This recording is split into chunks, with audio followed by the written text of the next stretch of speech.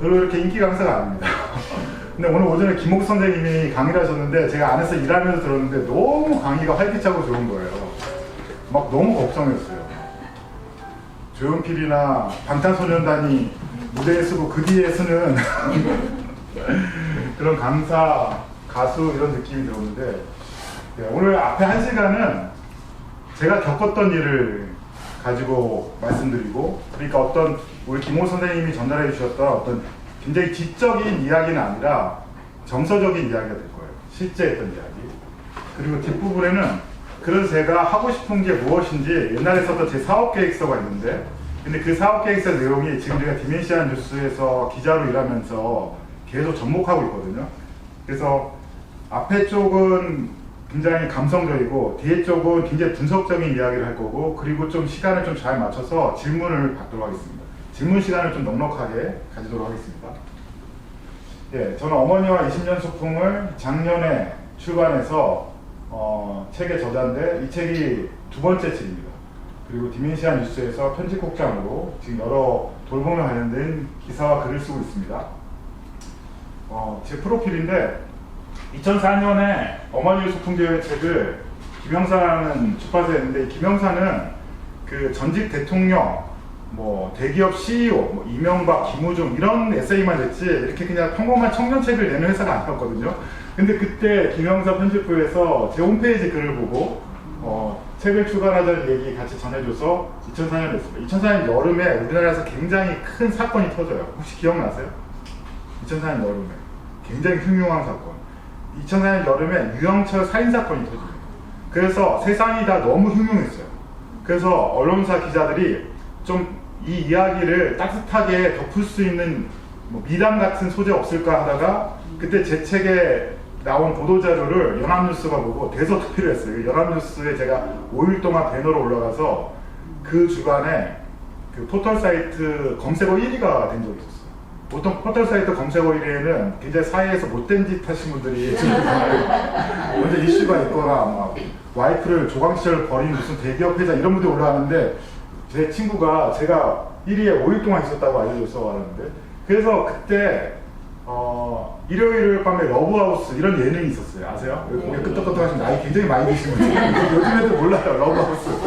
거기서 막 집 고쳐주겠다고. 그래서 내가 건축공학 출신인데 우리 집을 왜 방송국이 고쳐주냐. 그래서 제가 거절했는데, 그 프로그램에 집 고쳐주겠다는 러브하우스, 그 신동엽이 MC 러브하우스를 거절한 사람이 저밖에 없었다고. 막 그런 적이 있었어요. 그때는 막 정말 여러 방송국에서 출연해달라고 난리였고, 저는 원래 건축공학을 전공했는데 꽤 열심히 해서 학교 교내 과학상에서 졸업작품 대상도 받았는데 지금까지 집을 지어본 적 한 번도 없습니다. 계집도 지어본 적이 없어요. 그리고 2004년에 제 책을 읽어주신 그 그룹 회장님 가족이 보시고 대성그룹의 홍보팀으로 특채 입사를 했습니다. 그 뒤에 2010년부터는 거의 한 20여 년간 여러 출판사에서 책을 만드는 일을 했어요. 아마 여러분들 서재에 제가 만든 책이 있을 거예요. 제가 그러니까 지금까지 만든 책들 쭉 해보니까 제가 기획하고 편집했지만 몇 권인지 잘 모르겠어요. 여기 제 출판의 사수분이 저기 앉아 계셔서 제가 이제 거짓말을 할 수가 없습니다. 그리고 2017년에 그의 어머니 돌아가셨는데 소셜벤처 아이디어 경연대회라고 고용노동부가 주관하는 사회적 기업 창업대회가 있었는데 거기서 최우수상을 받았습니다. 그리고 그래서 실버 임팩트라는 회사를 창업했고, 그 회사의 내용은 이따가 말씀드릴 거고, 그리고 코로나 기간에 비전웍스 벤처스라는 그 창업 교육하는 회사에서 기획조정실장으로 뭐 대학생 창업팀이라든지 초기 창업자들이라든지 그들의 이제 훈련과 교육과 또 심사위원으로 활동한 적이 있습니다. 지금도 같이 연결되어 있고요. 그리고 2023년에 디멘시아 뉴스의 편집국장으로 글을 쓰고 있습니다. 그 작년에 저희 회사에서 제 책을 2번째 책을 내게 됐습니다. 이번에는 가슴 아프지만 아름다운 이야기입니다. 뇌출혈로 쓰러진 어머니를 잠시 소풍 갔다고 생각하고 8년 가까이 극진하게 간호한 아들의 이야기입니다. 어려움 속에서도 희망을 만들어가는 정신력의 감동에 한 회사가 이 아들을 특별 채용했고 책도 나왔습니다. 김건우 기자입니다.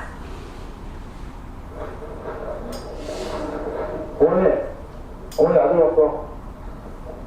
잘 지냈어요? 어머니는 내가 온 것을 아실까? 대답 없는 어머니에게 황규진 씨는 자꾸 말을 겁니다. 밖에 비 날씨가 아주 좋아요. 그 날씨 좋은데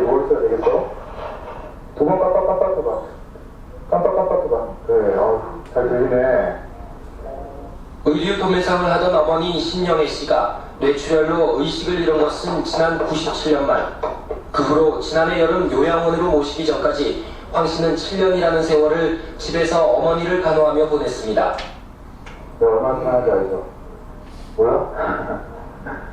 저는 제가 받은 사랑에 1%도 아마 안 될 거라고 생각해요. 저 모든 아들들 마음일 거예요. 세상에 처음 보는 총각이야. 1000명에 1명 나올까 말까 하는 총각. 정말 잘해요. 하지만 황 씨는 호스피스 목회자라는 새로운 꿈을 꾸며 좀 더 의미 있는 삶에 다가선 자신이 더 많은 것을 얻었다고 말합니다. 가장 좋은 훈련을 받고 있는, 가장 좋은 훈련소에서 가장 혹독하지만 강한 훈련을 받고 있는 그런 시간이라고 생각하고 그게 의미가 있다고 생각했어요. 올해 초 이런 글을 높이 산 한 기업에 특채된 교진 씨.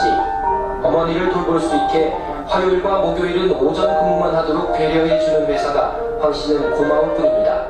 교진 씨가 이제 책을 낸 거를 저희 이제 사장님께서 보고, 이런 사람이 와서 확실히 일해준다면 굉장히 회사에 도움이 될 거다, 라고 판단을 하셨죠. 자신의 홈페이지에 또 하나의 희망일기를 써내려가는 교진 씨. 그런 글을 쓰러지기 꼭 보름 전에 찍은 사진 속의 어머니가 미소 띈 얼굴로 지켜봅니다. 희망은 그 상황과 환경이 변해서 얻어지는 그런 결과물이 아니라 상황과 환경은 변하지 않았지만 마음이 변해서 그걸 밝게 바라볼 수 있는 거, 그 시선 자체가 희망이 아닐까 생각이 들어요.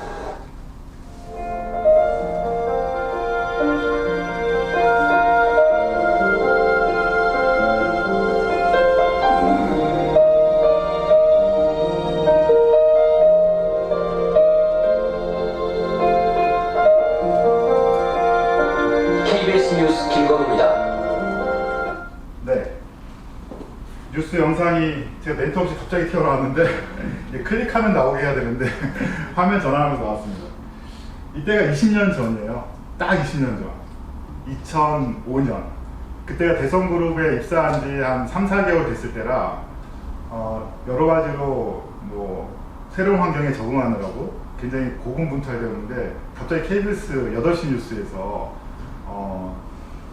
그 이틀 동안 촬영해서 뉴스로 내보내고 싶다고 했었는데 그때 그룹 회장님실에서 전 임원들이 이 영상을 봤어요. 그래서 그 다음에 제가 회사에서 스타가 됐는데 아무튼 그때 회사에 적응하는 데 있어서 저한테 도움을 준 영상이기도 하고 20년 전이면 총각이거든요, 되게. 근데 지금이 더 나은 것 같아요. 보통 강의할 때 제가 강단에 올라가기 전에 사회자가 딱 소개하면 이거부터 딱 보여주고 그 다음에 제가 딱 올라와서 분위기 딱 잡는데 늘 볼 때마다 20년 전인데 왜 지금이 더 낫지 생각하는데 이때 중간에 그 1000명에 1명 나올까 말까 총각이에요. 얘기하시는 분이 계세요. 그분이 굉장히 중증 치매 환자셨어요. 그 병원은 제가 집에서 7년, 8년 간호하다가 저희 집을 경매로 내놓게 됐어요. 그래서 집에서 더 이상 간호를 못하면서 그때는 이제 장기 환자 입원할 수 있는 요양병원들이 있었어요. 그때 장기노인 요양보험제도 전이라 요양원과 요양병원의 구분도 잘 없을 때였는데 저 양지 요양병원이 그래서 어머니 집에 계시다가 병원으로 모신 지 얼마 안 된 병원이었고 저한테는 그때 집에서 열심히 케어하다가 병원에 맡기고 일주일에 3번씩 왔다 갔다 하던 병원이었는데 굉장히 그때 제가 간호했던 거하고 너무 달라서 힘들어했던 때였어요. 근데 중간에 이제 아까 보여줬던 뭐 이렇게 씻기고 하는 것은 옆에서 제가 했던 드레싱이나 뭐 석션이나 기저귀 가는 거나 이런 거에 아주 그냥 작은 일인데 그 할머니에게 그 뉴스 기자가 이렇게 인터뷰를 따라가는데 저분 치매 환자라서 안 되는데 했는데 갑자기 이분이 카메라고 마이크 들어오니까 너무 정신이 멀쩡해서 너무 멀쩡해서 멀쩡한 표현을 하셔가지고 제가 옆에서 깜짝 놀랐어요. 지금 아마 돌아가실 것 같고 마지막에 희망은 상황은 바뀌지 않았지만 그 현실을 긍정적으로 보는 마음의 시선이라고 이렇게 얘기했잖아요. 사실 뉴스에서 제가 계속 신앙적인 멘트를 많이 하니까 좀 바꿔달라고 해서 결국 나온 멘트가 그거였습니다. 네. 이것도 MBC에서 화제집중 어머니가 된 아들이라는 프로그램에 나왔던 방송 피처인데 오래되다 보니까 제 이 사진들이 다 없어서 제가 나왔던 영상들을 캡처해서 가져왔는데 대학교 4학년 때 아까 말씀드렸던 건축공학과 졸업작품 그 졸업작품 그 모형 앞에서 찍은 기념사진인데 이 졸업작품이 그 교내과학상에서 기계공학과 자동차를 처음으로 이기고 저희 과에서 대상을 받았는데요. 저는 이제 제가 대학교를 가고 뭐 공대에서 공부를 하고 할 때까지 유일한 꿈은 어머님을 편안하게 모시는 거였어요. 왜냐하면 저희 어머님이 동대문에 광장시장 있죠, 광장시장. 그 해외에서 요즘 뭐 어벤져스 이런 영화 팀들이 오면 그 막 광장시장 가서 마약김밥 먹고 막 그러는데 그 김밥이 제가 어렸을 때부터 어머님이 소풍 갈 때마다 이렇게 사주신 김밥이었어요. 그러니까 저희 어머님은 밤 10시에 출근하셔서 그 다음날 5시에 퇴근하셨어요. 지금은 밀리오레 이런 데 보면 3교대를 하거든요. 그리고 병원이나 요양병원에서도 야간 근무조가 하잖아요. 근데 저희 엄마는 그거 없이 그냥 매일 저녁 10시에 피곤한 몸 이끌고 나가셔서 휴일도 없이 딱 하루 쉬어요. 토요일날 저녁만. 그 토요일날 저녁에 주일날 교회 갔다 오시고.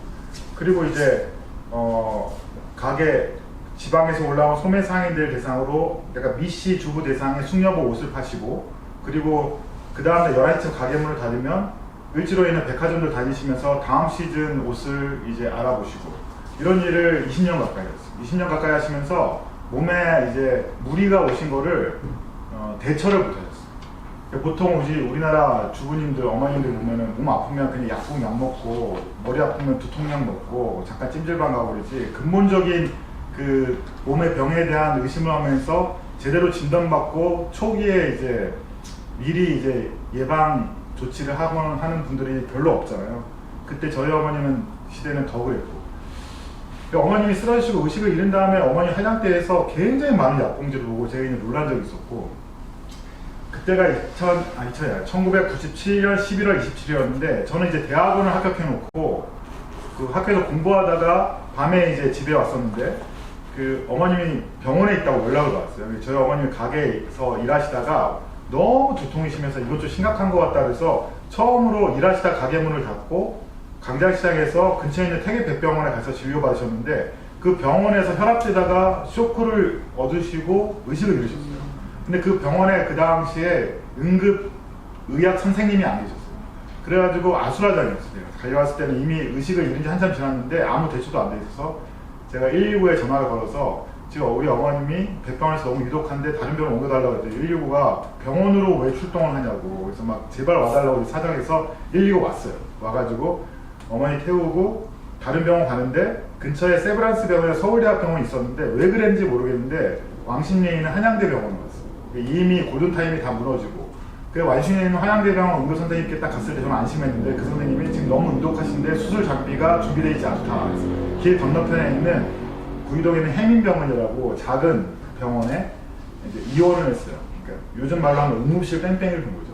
그 해민병원에서 급하게 새벽에 신경외과 선생님이 호출해서 수술을 했는데 선생님이 3시간이나 수술하고 나서 수술은 잘 됐다, 기다려봐야만 안다 이렇게 얘기했어요. 근데 그 기다려봐야만 안다가 20년 동안 식물반 상태에서 이제 기다려야 되는 시간이 된 것이죠. 처음에 병원에 모셨을 때 얘기를 좀 이따 하고, 이 사진을 왜 보여드리냐면 이 어머님이 쓰러지시기 보름 전에 찍은 사진이에요. 저희 가족이 가족 사진이 없었거든요. 왜냐면 저는 이제 전공이 너무 바빴고, 그리고 주말에도 교회 가서 계속 살았고, 여동생은 도자기 공예를 전공했는데 놀러 다니면 너무 바빴어요. 그래서 연년생 남매가 집에 붙어있는 휴일이 없었어요. 근데 1997년 11월 초에 희한하게도 저희 남매가 주말인데 집에 있었어요. 그래서 오늘 가족사진 찍으러 가면 되겠다 해서 처음으로 가족사진 찍었는데, 여기 있는 가운데 있는 저는 부인 중에 누구를 많이 닮았습니까? 잘 모르겠죠? 네, 정답은 뭐냐면 아버지와 어머님의 못생긴 부분만 골라봤어요. 만약에 제가 이렇게 열심히 살았는데 얼굴도 원빈처럼 생겼으면 세상이 뒤집어졌을 거예요. 근데 웃자고 하는 소리고, 그때 이제 어머님이 제 눈썹 이렇게 그려주면서 내가 나중에 네 눈썹은 꼭 수술시켜줄 거야 그러고 있었는데, 근데 보름 뒤에 일어난 일을 저희는 예상을 못했죠. 그 해민동 중환자실에서 하루 3번 면회를 했어요. 그 면회 때 들어가 보면 온몸에 냄새나고 있고, 병원 안에 있는 라이롱 환자들도 되게 많고, 남녀 다 있고, 거기서 저희 어머님은 제일 중증인 의식 없는 식물인간 상태 환자였는데 점점점 몸이 노숙자처럼 변해가서 병원 내에서 환자를 깔끔하게 유생 케어할 수 있는 인력이 없었어요. 그래서 제가 가제수를 소독해가서 계속 목에 흘러나온 가래도 닦아드리고 콧줄로 사골국 끓여가지고 드리고 하면서 면회를 시작했었는데, 한 2개월 정도 있다가 우리 상급병원으로 가자. 그래서 경희의료원으로 왔어요. 경희의료원에서 양반 협진을 받으면서 한 5개월 정도 있었는데 계속 MRI 찍으면서 상태를 봤지만 회복이 없었어요. 지금은 더 이제 입원 연수가 짧지만 상급병원은 그 당시에는 3개월 이상 있기 어려웠어요. 그러니까 5개월쯤 되니까 나가라고.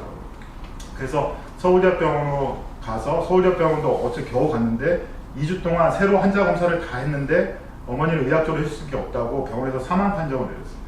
근데 그 당시는 98년은 노인장기의료보험 제도가 있기 전이고 어머니 같은 장기 환자를 입원시킬 수 있는 병원이나 요양원 이런 게 없었어요. 요양원 가면 안 되고 저희 어머니 요양병원 가야 되는데 그래서 그때는 어떻게 해야 되냐면 집으로 모시고 왔었어요. 중환자를 집으로 모시고 와서 병원에서 파견하는 가정간호사가 뭐 2주에 한 번, 한 달에 한 번 이렇게 계약을 해서 코줄, 그러니까 레빈 튜브 교체나 목에 있는 티캐늄 교체는 이제 의료인이기 때문에 가정간호사가 와서 할 수 있는 그런 상황이었어요. 그래서 그때 이제 가정간호사를 부르고 집으로 오게 됐는데 그 과정이 되게 어렵고 힘들었어요. 그때 기억에 나는 에피소드가 서울대학병원에서 집으로 가야 된다는 얘기 받았을 때 저는 그게 받아들여지지가 않아요. 제가 의사도 아니고 공대생이 어머니를 집에서 혼자 간호할 수 있을까? 그래서 저희 집에서 가장 가까이 있는 병원이 현대에서 만든 아산병원이었어요. 그래서 아산병원 신경외과 진료 예약을 하고 제가 이제 가서 그 신경외과 선생님께 저희 어머니에 대해서 얘기하고 아산병원을 입원할 수 있도록 해달라고 그랬더니 그분이 너무 냉정하게 정말 차갑게 거절했어요. 다른 병원에서 그렇게 조치하고 가망 없는 환자를 받아줄 수 없다. 근데 제가 그 병원에 그 선생님을 그 냉정한 얘기를 듣고 나오면서 무슨 생각이 들었을까요? 왜 나한테는 이런 일이 일어날까? 왜 우리 집은 현대 재벌이 아닐까? 왜 나는 공대생일까? 우리 어머니와 그 당시에 아산병원 최상층에 고 정주영 명예회장님의 사모님이 특급병실에 있었거든요. 우리 어머님과 저 이소선 여사님의 차이는 뭘까? 막 이러니까 마음이 너무 힘들어지는 거예요. 그래서 그때 제가 이제부터 절대 왜라는 질문은 하지도 말자. 해봐야 도움이 안 된다. 그리고 왜라고 질문해서 이유를 알아봐야 제가 어떻게 하겠어요. 그래서 그때 터닝 포인트가 어떻게 하면 이 현실을 내가 받아들이고 어머니를 잘 케어할 수 있을까? 질문을 Y에서 Howto로 바꿨어요. 그래서 Howto로 바꾸고 나서 안방을 어떻게 꾸미고 그리고 집으로 어머니 오셨을 때 제가 하루 타임테이블을 어떻게 짜서 몇 시에는 뭐 드리고 몇 시에는 뭐라고 어떻게 간호해드리고 막 이런 거 이렇게 적용해 나가기 시작했어요. 집으로 모시고 오고 난 다음에 머리도 깎아드리고 뭐 여러 가지 이렇게 어머니께 해드리는데 어머니 병원에 있을 때보다 의식이 없는 건 똑같지만 상태는 훨씬 좋아졌어요. 근데 제가 지금 하는 이 이야기의 증상들은 치매 환자하고 직접적인 결부는 안 될 거예요. 뇌질환으로 연결되지만 근데 어떤 부분이 중요하면 치매 환자들이 마지막에 식물인간이 계시거든요. 운동력 떨어지면서 그래서 그때 의식이 없는 식물인간 상태일 때 그 보호자의 마음이나 그 보호자 입장에서 지금보다 더 열악했을 때 이전에 그런 국가 침해 책임제 같은 게 없을 때 그냥 청년이 살았던 어떤 방식을 하나의 어떤 그 인사이트로 그냥 아시면 될 것 같아요. 자, 제일 힘든 게 이 석션인데 우리는 이제 의식적으로 무의식적으로 계속 꼴깍꼴깍 삼켜요, 침을. 심지어 잘 때도. 근데 식물인간 상태 환자는 삼키지를 못해요. 그래서 목에 이물질이 쌓이게 돼 있어요. 그러면 이제 산소호흡이 불가능해져. 그래서 목에 여기 욱뚝 들어가는 데를 기관 절개를 해서 꼭 뇌출혈 환자뿐만 아니라 교통사고에서 의식이 없는 환자도 호흡하기 위해서 여기 이제 기관을 절개해요. 그래서 T캐뉼라는 T자 모양의 관을 꽂아서 계속 저렇게 석션기로 빨아들여야 돼요. 이거를 얼마 만에 한 번씩 해야 되냐면 환절기 때는 5분, 10분 만에 한 번씩 한 적도 있어요. 그래서 저희 집에 교회 후배가 한번 왔을 때 제가 앉지도 못하고 서서 계속 석션을 하니까 나는 절대 이렇게 못 살 것 같다고 막 그러고 왔었는데 밤에도 해요. 밤에도. 그래서 제가 그 새벽에 제대로 잠을 잔 적이 없어요. 집에서 7, 8년 간호할 때 2시간도 채 못 잤던 것 같아요. 늘 길을 열어놓고 전쟁터 참호 옆에서 언제 전쟁 날지 모른다는 그 긴장감으로 살아야 되고 밥도 이제 대충 국에 말아서 후딱후딱 먹고 막 그랬었는데 화장실도 안방 화장실 이렇게 문 열어놓고 제대로 볼일도 못 보고 막 그랬어요. 근데 그렇게 열심히 간호하는 과정에서 어머님이 집에 오신 지 한 달 뒤부터 폐경이었는데 막 생리를 할 수는 없으셨어요. 그래서 서울대학병원 그 가정간호팀이 저희 집에 취재를 하러 왔어요. 가정에 모신 중환자 중에 상태는 가장 유중한데 관리는 제일 잘 되고 있다고 모시고 있었습니다. 제가 언론사에서 한참 이제 기자들이 저를 취재해 갈 때 저한테 한 번도 도망가고 싶거나 포기하고 싶지 않았냐고, 어떻게 그럴 수 있냐고 그걸 좀 얘기해달라는데, 제가 그때 나는 신앙을 가지고 있고 기도하면서 뭐 이런 얘기하니까 그 얘기를 너무 싫어하는 거예요, 기자들이. 그래서 다른 식으로 좀 얘기해달라고. 그래서 이걸 다른 식으로 좀 이해시킬 수 있는 논리가 뭐가 있을까 생각하다가 제가 발견한 게 몇 가지가 있는데, 첫 번째는 내일을 몰랐던 게 저한테는 큰 축복이었어요. 만약에 1997년 11월 27일 어머님이 그 응급실 뺑뺑이 돌다가 작은 병원 수술실에 들어갔을 때 제가 밖에서 저희 어머니 살려주세요 하고 얼마나 열심히 기도했겠어요. 그쵸? 근데 그때 제가 믿는 하나님이 제 귀에다가 내일을 알려줬으면, 너희 어머니 살아날 거야. 그런데 너는 지금부터 앞으로 한 20년 동안 식물인간 상태의 어머니를 돌보면서 살게 될 거야. 그 얘기를 들었으면 저는 너무 절망해서 생의 의욕을 다 잃었을 것 같아요. 근데 내일을 모르면 우리가 어떻게 되냐면 내일을 기대하고 소망하잖아요. 무슨 일이 일어날지 모르니까. 그리고 오늘 열심히 살 수 있거든요. 오늘 힘들어도 내일을 모르니까 내일 되면 다 지나가겠지, 또 좋은 일이 생기겠지, 그러면서 소망하면서 살 수 있잖아요. 저는 내일을 몰랐던 게 가장 큰 은혜? 축복이었던 것 같고, 사람들이 지금 저 높으신 분도 그렇고 엄청 정보로 다니시잖아요. 앞으로 어느 당으로 가야지, 뭐 검찰총장이 될 수 있을지. 왜 그 저주의 길로 가는지 모르겠어요. 그 저주의 길을 즉각적인 응답을 좋아하는 이 시대에 보면 무당들이 TV에 엄청 많이 나오잖아요. 무속인들이 TV에 나와서 뭐 예쁜 여자 무당이 막 데이트하고 이런 것도 막 방송 SBS로 나오는데, 지금 세상이 무엇이 축복인지를 그 감을 잃어버린 세상이라는 생각이 들어요. 또 두 번째는 어제의 고통이 기억나지 않았어요. 저는 굉장히 어렸을 때부터 굉장히 예민하고 감정이 한번 상하면 잘 극복이 안 되고 우울증이고 그랬는데, 저 어머니 간호할 때 제가 제일 유쾌했던 것 같아요. 왜냐하면 하루하루 그 삶이 자족함이 있었어요. 내가 굉장히 이렇게 했더니 어머니 너무 편안하게 잘 지내셔. 너무 기쁜 거예요. 근데 거기서 보면 어제의 고통이 기억나지 않았던 게 언제 알았냐면, 제가 처음으로 대중들에게 마이크 잡고 강의했던 게 어머니 발병하시고 7년 뒤에 저 폐기역 경희의료원 근처에 있는 동안교회라는 교회 청년부에서 저한테 이제 한 30분 정도 특강을 해달라고 했어요. 근데 그 청년부를 만나러 가는 길이 경희의료원에서 저희 어머니 5개월 있을 때 제가 오갔던 그 길이에요.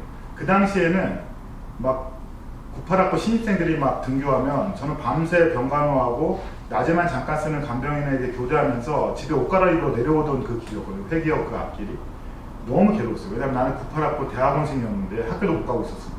나중에 자퇴하고 그랬습니다.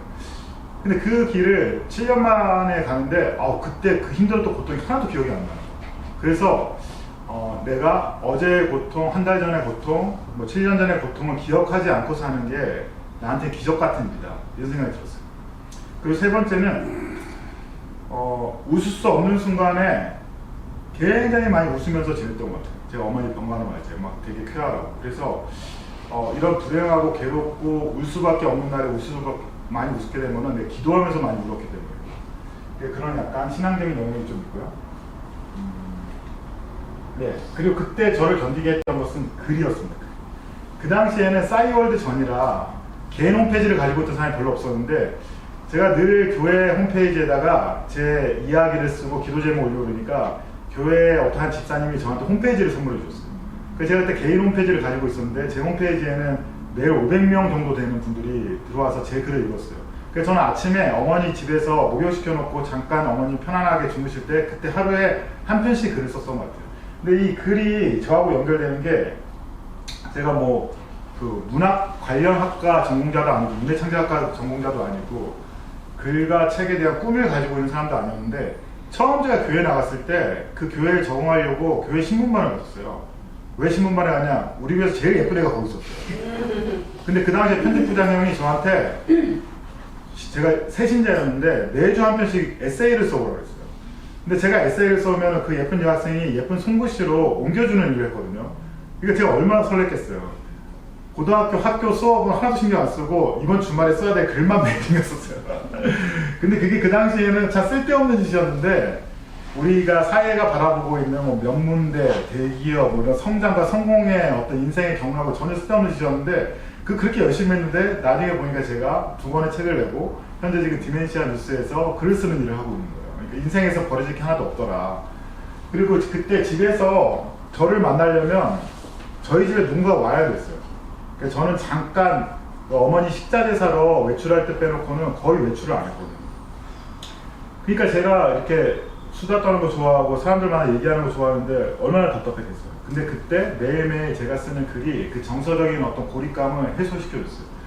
근데 날마다 똑같은 일을 매일 하면서 글을 쓰는데 매일매일 새로운 글들이 머릿속에서 떠올라서 글을 쓰고 그리고 전 세계에 있는 마음이 힘든 많은 사람들, 해외 유학생들, 한인교회 사모님들 막 이런 분들이 들어와가지고 그 막 댓글 남기면 제가 거기 댓글 달아드리고 막 그러면 지내는데 그게 저한테는 하나의 그 시간의 고통을 이기는 놀이터이자 하나의 어떤 그 마음의 유한이 되는 공동체. 이 부분 되게 중요한 게 있는데 한국 사회에서 어떤 큰 고통의 시간을 견딜 때 가장 중요한 게 뭐 경제적인 것도 중요하지만 그 고통을 위로하고 이해해 줄 수 있는 공동체를 만나는 게 필요해요.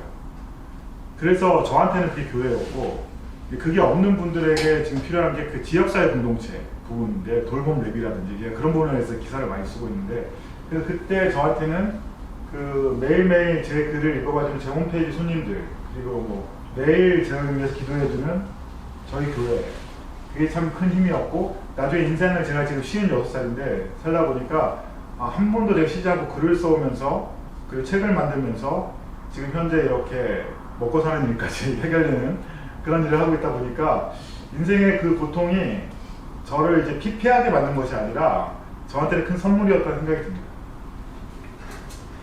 집에서 병간호한 지 일정 시간 찍었습니다. 머리도 깎아드리고 하루 7번 칼로리도 챙겨드리고 또 몸에 한자 냄새 나지 않도록 제가 철저하게 위생 케어해드리면서 지냈는데 이 사진은 집에 보신 지 한 몇 년 정도 된 사진 같아요. 한번 통밥으로 한번 때려보세요. 3년? 3년 선생님. 네.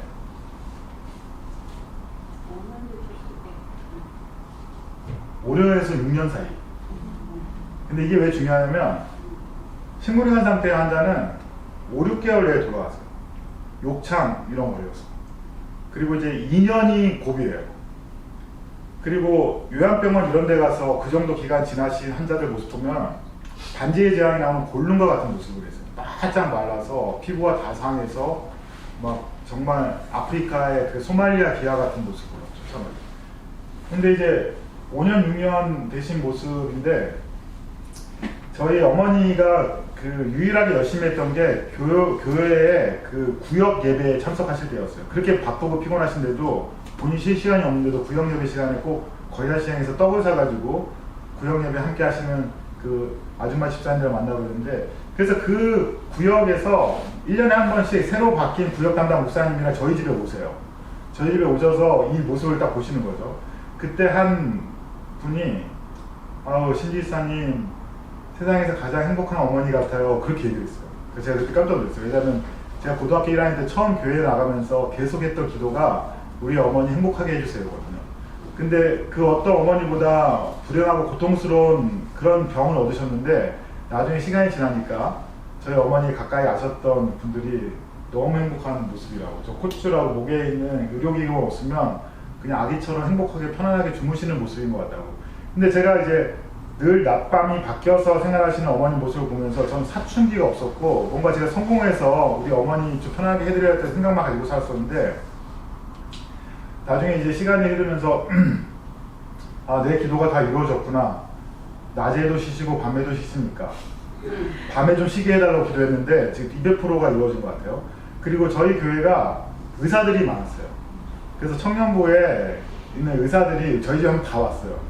그 중에 이제 한 그 의사 형님이 이거는 의대에서 가르쳐서 되는 게 아니야. 이건 예술이야, 예술. 막 이렇게 얘기하고 가신 적이 있어요. 그래서 저는 예전에 제가 의대생이 아닌 거에 대해서 굉장히 막 질문하면서 막 괴로워했었는데 사실 지금 뭐 집안 짓는 건축공학과 출신이지만 어머니 케어하는 프로는 변비도 자주 걸리고 요양도 부족하고 그래서 제가 어머니께 죽을 만들어 드렸어요.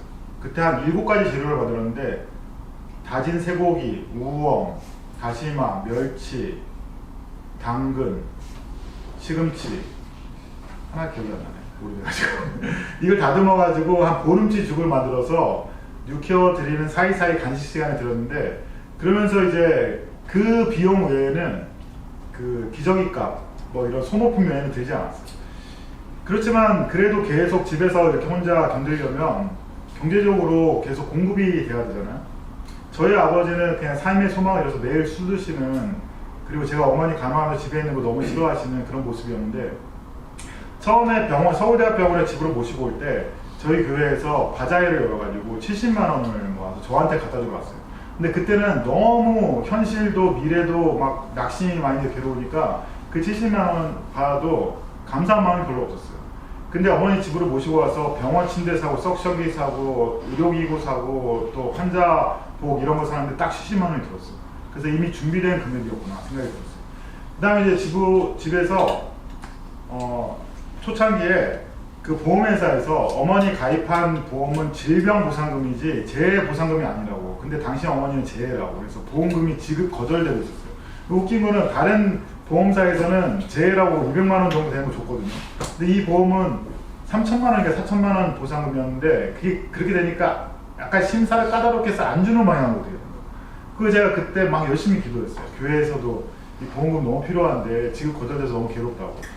그냥 2-3달 기도하고 나서 저희 어머니 약을 타러 마지막 병원이었던 서울대 병원으로 그 주치의 선생님 만나러 가는데 주치의 선생님 만나고 나오는데 그 어머니 약은 매번 똑같았어요. 그 주치의 선생님께 약을 좀 다른 거 쓰면 안 될까요? 그래서 선생님이 지금 살아계신 게 기적입니다. 그래가지고 늘 반복되는 약만 썼었는데 그때 그 보험회사 직원을 만났는데 보험회사 직원이 처음에는 제가 막 우락부락 생겼으니까 막 화내고 싸울 줄 알았나 봐요. 그래서 제가 정중히 인사드리고 그 저희 어머니 그 제가 집에서 대학원도 휴학해놓고 간호하고 있는데 좀 보상금이 지급돼도 좀 봐주세요 그랬더니 자기 가방에 저희 어머니 CT 사진이 있는데 지금 의사 선생님께 가서 이 CT 사진을 보고 외부 충격에 의한 뇌출혈이라고 소견을 말씀해 주시면 가능하대요. 그래서 같이 갔어요. 근데 저희 어머님이 외부 충격에 의한 뇌출혈을 말씀해 주실까 그거는 이제 뭔가 확신할 수는 없었어요. 근데 선생님이 방금 전에 이렇게 외진 마치고 이제 다음 세미나 장소로 옮기려고 그러는데 저희가 딱 들이닥쳐가지고 CT 사진 딱 보자마자 선생님이 이건 외부 충격에 의한 외상에 의한 뇌출혈이야 소견 써줘 그러고 나가셨어요. 아마 제가 계속 와서 병간호하면서 약타로 그러니까 이거 어떻게 말씀하신 게 저에게 도움이 되는지 그걸 알고 말씀하신 것 같아요. 그래서 이미 옆에 인턴이 소견서 쓰고 있었어요. 그러니까 이 직원이 그게 아닌 것 같다고 막 반론을 제기하려다가 그냥 입술을 꾹 닫았어요. 선생님 나가셔가지고. 그래가지고 저한테 아무래도 이 보상금은 꼭 드렸어야 되는 건데 너무 늦게 드린 것 같습니다. 죄송합니다. 그래서 그때 그 3천만 원 정도 받은 거를 한 2년 정도 어머니 간호한 데 썼고 또 재밌는 거는 제가 이제 대학원을 이제 갈 수가 없어서 저는 이제 건축대학원이나 신학대학원을 가야 되겠다 생각하고 있어서 건축대학원에 자퇴서를 해야 되는데 입학만 해놓고 수업 잠깐 듣고 이제 휴학을 했기 때문에 그때 휴학한 이유는 경희의료원에 어머님이 계실 때 토요일날 일요일날은 그 보호자가 와서 간병을 해야 되는 상황이에요. 근데 토요일날에 대학원 중요한 수업이 다 몰려 있었어요. 그 처음에는 아무 생각 없이 휴학했다가 나중에는 이제 제 집에서 케어하면서 학교에 복학할 수 없는 상황이 된 거죠. 그래서 그냥 자퇴서 내려 학교로 갔는데 학교 가면서 등록금을 돌려줬으면 좋겠다는 생각이 든 거예요. 저희 어머님이 힘들게 일하셔서 등록금을 했는데 그 당시 군대 대학원 등록금이 한 500만 원 가까이 됐거든요. 근데 어떻게 제가 기도하면서 갔냐면 절반만이라도 돌려주면 정말 좋겠는데 하면서 갔어요. 그래서 학교에 그때 저는 오전에 어머니를 다 케어하고 하는 그 일정도 있어서 학교에 한 4시쯤 도착했는데 그 대학원 교학관 문에 방학이어서 2시 이후 업무 안 한다고 써 있었어요. 그러면서 그 문을 딱 열었는데 그게 열린 거 4시인데 그래서 딱 들어갔더니 직원이 한 명 있어요. 그 직원에게 제가 이제 입학해놓고 오늘 자퇴했는데 등록금 좀 돌려줄 수 있는지 확인하러 왔다고 해서 그건 안 된다 그러면 그냥 가려고 했거든요. 근데 된대요. 그래서 내가 너무 놀랐어요. 그래서 그게 어떻게 되는 거죠? 그랬더니 지난주에 정부에서 IMF 이후로 학생들 가계 상황이 어려우니 등록금 문제를 학교 위주로 처리하지 말고 학생들 위주로 처리하시고 공문이 왔대요. 그래서 당신이 최초로 등록금 돌려받는 대학원생이래요. 와, 그래서 내가 너무 신기했어요. 제가 더 신기해가지고 얼마를 돌릴 수 있냐 물어봤죠. 근데 이미 입학을 했기 때문에 입학금 빼고 수업료만 돌려주세요. 수업료이 등록금의 절반이었어요. 그래서 제가 나오면서 마음이 어땠을까요? 아, 내가 아까 왜 절반만 주면 좋겠다고 생각했을까? 다 주면 좋겠다고 생각하고 그런 생각을 했습니다. 그런 소소한 일들이 이렇게 쌓이다 보니까 이건 내가 다 할 수 있는 일이야 이런 생각이 들었어요. 그 사람들에게 기적의 정의를 물어보면 죽을 병에 걸렸는데 병원에서 못 고치다 그랬는데 갑자기 회복됐어요. 이런 기적을 많이 말해요. 주로 암 계통에서. 근데 그것보다 진짜 어려운 기적이 있습니다. 그게 뭐냐면 상황은 바뀌지 않았지만 우리 마음이 바뀌는 기적이 있어요. 예를 들면 너무 힘들고 고통스러운 현실인데 그 고통스러운 현실이 내가 받아들여지고 그 안에서 내가 뭔가 할 수 있을 것 같은 거, 의욕이 줄어들지 않는 거, 심각한 고통에도 내 의욕이 줄어들지 않는 기적, 그리고 너무 용서되지 않는 사람, 너무 나를 누르는 사람인데 그냥 그 사람을 이해할 수 있는 마음이 생기는 거. 이게 눈에 보이지 않기 때문에 이게 어려운 기적으로 생각하지 않아요. 근데 이게 진짜 어려운 기적이죠. 이런 마음 바뀌는 게. 힘든 상황이 받아들여지고 용서되지 않는 사람들이 용서가 되고 웃을 수 없는 상황인데 그냥 유쾌하게 인정이 되고 내가 돌봄의 전문가가 아닌데 전문가 이상으로 내가 돌볼 수 있는 어떤 마음의 의지가 생기고 이런 게 진짜 어려운 기적인데 저한테는 그런 어려운 기적이 주어진 것 같습니다. 어머니는 낫지 않으시고 점점점 안 좋아지셨지만 그 돌봄에 있어서 제가 계속 고민하고 경제적인 것들을 마련하고 살아갈 수 있는 것은 기적이었던 것 같습니다. 네. 두 번째 가족 사진인데 그 첫 번째 김영사에서 하는 어머니의 소풍중 그 책에 그리고 또 이 책은 나중에 제가 출판을 열심히 하다 막 베스트셀러 많이 내고 그러면서 내가 출판사를 차렸어요. 차리고 첫 책을 김영사에서 판권을 가져서 만들었는데 제목이 엄마는냐면 늘 제 책을 본 사람들이 어머니는 소풍중인데 엄마는 소풍중이라고 다 얘기하고 있어요. 그래서 그냥 제목 바꿔서 여기 거의 같은 책인데 근데 여기는 좀 신앙적인 책 이야기들을 좀 많이 썼고요. 첫 번째 그 책의 마지막에 가족 사진을 한번 찍고 싶어서 원래 구도에 맞게 여동생은 어머니 가게 일을 하다가 거기 여자 가신이어서 너무 우울증이 심각하게 걸려서 너는 그 좋은 사람 만나서 결혼해 그냥 오빠한테 편하게 맡겨. 그래서 그 당시 알러브 스쿨이라는 동창회 사이트에서 만난 남자랑 결혼해서 아이 둘을 사고 있습니다. 자, 여기서 저희 아버지는 굉장히 술 드시고 고민하시면서 그렇게 사셨어요. 근데 여기 저는 첫 번째 사진 이후로 만 7년이 흘렀는데 굉장히 힘든 시간을, 청춘의 시간을 보냈는데 제가 하나도 늙지 않은 거예요. 물론 가족 사진이니까 뽀샵을 했겠죠. 근데 머리도 반짝반짝하고 얼굴 주름살도 없고 그래서 제가 이 두 번째 가족 사진을 보면서 우리 인생에 고통이 많이 주어지지만 우리 인생의 시간은 멈출 때가 있구나 하는 생각이 들었어요. 저는 나이가 들었고 오히려 고통스럽게 살아왔던 그 시간의 흔적들이 담겨있는데 굉장히 유쾌하게 살아서 제가 두 번째 가족 사진 보고 되게 감사했던 그런 기억이 있습니다. 그 시간에 저는 혼자였지만 굉장히 많은 그 인맥들이 쌓였어요. 이 첫 번째 있는 분은 지선아 사랑의 그 대학교 4학년 때 학교에서 공부하고 집에 가다가 음주운전 차량에 이제 사고가 나서 온몸이 특히 얼굴이 화상을 입었던 분인데 이분이 사회적으로 알려지기 전에 지선아 사랑이라는 자기 홈페이지에서 저는 이제 제 홈페이지하고 서로 이제 홈페이지에 둘이서 이렇게 남매처럼 아는 사이였어요. 그러다 나중에 너무 유명해졌죠. 지금 현재 이화여자대학교 사회복지학 교수로 계시죠. 가끔씩 연락합니다. 두 번째 분은 이제 삼성 라이온즈 초대 그 홈런 타자였던 이만수 감독님이었는데 저는 야구를 안 좋아해요. 별로 안 좋아요. 안 즐겨요. 근데 이만수 감독님이 미국에서 굉장히 열심히 코치 수업할 때 제 홈페이지 글을 이렇게 열심히 읽으셨대요. 그래서 저한테 연락 주시고 호용하지 않은 사이가 있습니다. 새롭게 하셨어요. 임동진 장로님, 고은하 원사님, 그리고 대감의 이쁘게 정혜리 원사님 방송 출연하면서 굉장히 가까워졌고 그리고 그런 저런 여러 가지 시간들을 갖게 된 게 좀 신기했습니다. 2004년에 책 내고 2005년에 제가 취직이 됐는데 한 7, 8년 백수로 지내다가 그 회사의 홍보팀의 특채가 됐어요. 그리고 회장님의 연설문을 담당했어요. 그 전에 회장님 연설문 담당했던 분은 경북대학교 교수님이었거든요. 근데 제가 그 일을 받아서 집에서 이제 병간호하던 제가 일을 했는데 근데 너무 감사하게도 물론 제가 뚫고 나가기 위해서 노력도 많이 하고 고민도 많이 했는데 회장님이 제 글을 굉장히 좋아하셨어요. 감성적이라고. 그때 제가 그런 생각이 들었어요. 뭐 영어 잘하고 컴퓨터 잘하고 명문대학 졸업장이 있고 이게 중요한 게 아니라 생각하는 힘이 중요하다. 회사에서 제일 요구하는 사람들은 기획력이 있는 사람이거든요. 그래서 저는 자연적으로 기획력 훈련을 받았던 것 같아요. 어떻게? 어머니 병간호하면서 해결되지 않은 문제들을 고민하면서 성경책 열심히 읽고 그리고 글 쓰고 그리고 여러 독서하고 집에서 그러면서 그 시간에 그 훈련이 회사에서 기획적인 일을 하는데 굉장히 도움이 된 것 같습니다. 그래서 우리 아이들 키울 때 학원 점수, 학교 점수 연연하면서 많이 키우잖아요. 지금 보면은 학교가 부수적인 교육이고 학원이 공교육 같은 세상이에요. 제가 교회에서 6학년 아이들 지금 보고 있는데 걔네들도 학원을 5개씩 다니거든요. 난 이게 너무 불행한 사회인 것 같아요. 아이들이 생각하는 힘을 키울 수 있는 시간을 줘야 되는데 생각하는 힘을 다 그냥 말살시켜 놓고 학원 점수, 학교 점수 거기에만 연연하면서 크니까 애들이 나중에 성인이 되어도 사고가 자라나지 않는 것이죠. 근데 그 사고는 자기를 성찰할 수 있는 시간과 어떤 주변에 있는 고통의 문제에서 많이 주어진 것 같습니다. 제 결혼식 날 축가를 인순이 선생님이 오셨는데 이날 처음 만났어요.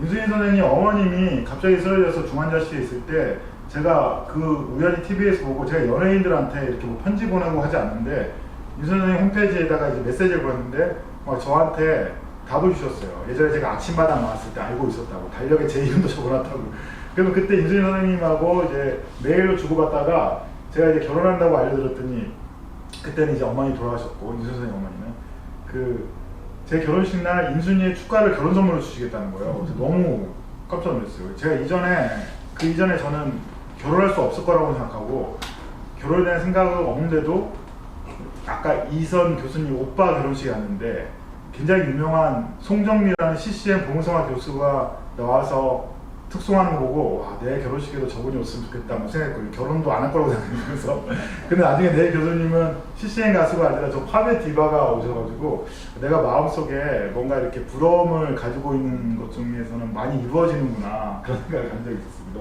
민 선생님이 전날 이제 미국 스케줄 마치고 피아니스트하고 함께 와가지고 우리는이라는 노래를 개사해서 불러주셨고 요즘도 가끔 연락합니다. 아침마당 이 프로그램에 2번째 출연했는데 이때는 2009년이었을 거예요. 세브란스 병원에서 김할머니라는 의식 없는 할머니 호흡기를 떼느냐 마느냐 그 존엄사 문제로 굉장히 논란이 있을 때 아침마당 생생 토크에서 존엄사 어떻게 생각하십니까? 거기에 뭐 세브란스 원장님, 이문식 씨, 변호사 제 일반인으로 와가지고 실제로 죽음에 가까운 환자를 돌보는 그 삶에서 이 문제를 어떻게 하는지 제가 패널로 얘기했던 그 시간이 있었습니다. 제가 책을 만들 때 가장 많이 만드는 장르가 에세이인데 그 중에 집안에 아픈 아이가 있거나 뭐 그런 이야기를 많이 만들었어요. 우리 은총이나 운이의 아빠가 그런 이야기고 이분들 가족들은 이 책으로 굉장히 많이 현실적인 어려움들이 많이 개선이 되었습니다. 2016년에 강연백도시에 나왔는데 이 프로그램은 KBS 하지 않는데 이게 한 7, 8분 동안 생방송으로 이렇게 이야기를 전하는데 일반적인 시청자들에게 하는 이야기잖아요. 그때 이제 시청자들에게 반응을 많이 얻었는데 이때 생방송이 10월 27일이었거든요. 저 어머니 쓰러지신 날에 19년 됐을 때 강연백도시에서 제가 강연한 적이 있습니다. 저희 어머님은 2017년 아까 강연백도시는 2016년이었고요. 2017년 10월 14일 날 돌아가셨습니다. 그해 초에 어머니 계시던 가은병원이라고 부천에 있는 요양병원이었었는데 그 병원은 그나마 제가 눈높이를 낮춰서 어머니 조금 오래 보셨어요. 그 전에 병원들은 거의 1년에 한 번씩 옮겨 다녀야 됐었는데 병원에서 막 결핵도 걸리시고 심지어는 옷도 걸리시고 막 그래서 별의별 일이 다 있었어요. 근데 그걸 다 집에서 굉장히 열심히 케어하다가 감수하면서 제가 해결해 나가면서 지냈는데 마지막에 있었던 가은병원은 좀 오래 계셨어요. 그 병원의 선생님이 보통 이런 어머니 같은 환자들이 욕창이나 폐렴으로 돌아가시는데 제가 너무 열심히 간호해서 다른 보호자들은 와서 이렇게 들여다보고 하지만 저는 가면은 제가 집에서 했던 것들을 다 해드리고 오거든요. 3시간 동안. 그 욕창 폐렴이 안 걸리니까 몸속에 있는 기관들이 멈췄다고. 그래서 음식물이 들어가면 그게 음식이 아니라 독이 되는 거예요. 몸에 소화를 못 시키니까. 그래서 지금 당장 돌아갈 수 있는 상태가 됐다고 말씀해 주셨어요. 그래서 제가 그때 고민하다가 포도당하고 진통제만 넣는 게 어떻겠냐 해서 그렇게 하시라고 했어요. 의사 선생님이 이 결정은 사실 벌써 했었어야 될 결정이라고 저를 되게 위로해 주셨는데, 그렇게 결정하고 나서 막 피부가 마르시고 막 녹창이 생기시고 너무 이제 괴로워, 뭐 살도 빠지시고 하면서 돌아가셨는데 5개월 동안 안 돌아가셨어요. 그때 5개월 동안 제 마음이 완전히 지옥이었어요. 왜냐하면 자, 아마 김호수 선생님도 그러고 우리 각자는 마음속에 자부심이라는 게 있어요. 최소한의 자부심 한 가지는 있어요. 이 부분만큼은 나한테 소중한 가치다. 저는 전 세계에서 신문이한 상태의 어머니를 간호하는 아들로서는 내가 최고라고 생각했어요. 왜냐? 욕창도 없고, 내가 가서 어머니 막 찡그르고 있을 때 3시간 간호하면 어머니가 얼굴이 편안해지고, 근데 그 기간에 내가 할 수 있는 게 없었어. 사실은 나는 아무것도 아니었구나. 내가 어떻게 그 죽음으로 가는 과정에 있어서 고통을 내가 막을 수 있는 게 없구나.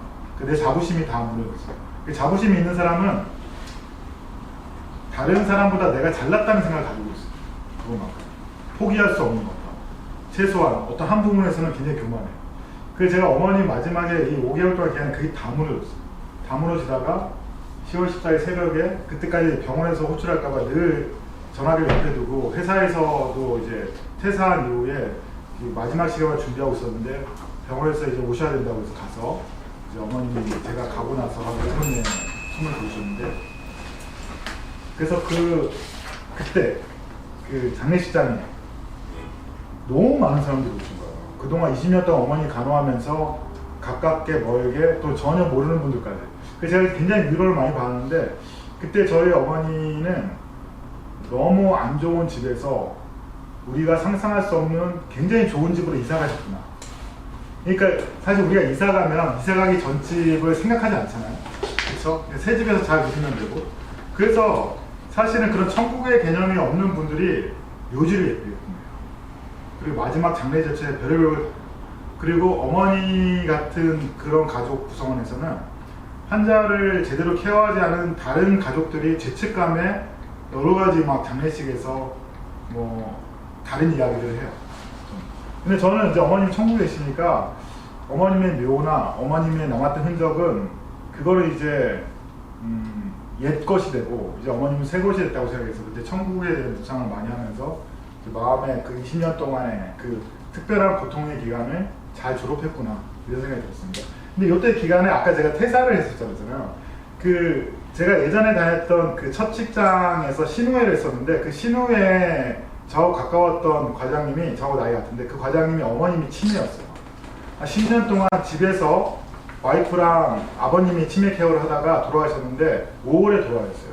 그 5월에 제가 장례식 갔는데 그분이 둘이 같이 치매나 뇌출혈 환자 가족들을 위한 사회적 기업을 만들어 보는 게 어떻겠냐. 소셜벤처 아이디어 경연대가 있는데 같이 제안서를 내보자 그랬어요. 근데 제가 20년 동안 간호하고 책도 냈고 해서 대표를 제가 맡으라는 거예요. 그래서 둘이 같이 그 아이디어를 짜고 있었어요. 짜고 있었는데 마감 시간 전에 냈던 제안서가 통과되고 또 서울 지역 그 지역 예선에서 통과가 되고 그 본선까지 간 거예요. 그 아이템은 뭐였냐면 뒤에 이제 쉬는 시간 이후에 얘기하겠지만 치매 환자의 돌보는 독박 돌봄하는 그 가족들 있잖아요, 그렇죠? 그 가족을 돌보는 아이템이에요. 그 가족은 누가 돌볼 것인가? 그러니까 저와 같이 살아가는 영케어를 누가 돌볼 것인가? 그 아이템인데 거기서 제가 최우상을 받았어요. 사실은 대상이었어요. 왜냐하면 이때 대상을 누가 받았냐면 세브란스 정신건강의학과 30대 의사 선생님들이 갑자기 등장했어요. 그러니까 앞부분에 예선 같을 때 안 나타나고, 근데 이분들이 팟캐스트로 그 우울증 상담을 해줄 아이템을 나왔는데 보통 우리가 정신과 잘 안 가잖아요. 그냥 우울하면 막 그냥 참지. 그 병이 커지죠. 그러니까 그 의사 선생님들이 자기네 팟캐스트 방송으로 누구에게든지 이렇게 전문의로서 상담해주는 아이템을 했는데 그 당시 사회적 기업 쪽에 그런 고급 인력이 지원할 케이스가 흔치 않았어요. 그러니까 대상을 그쪽에 가져갔어요.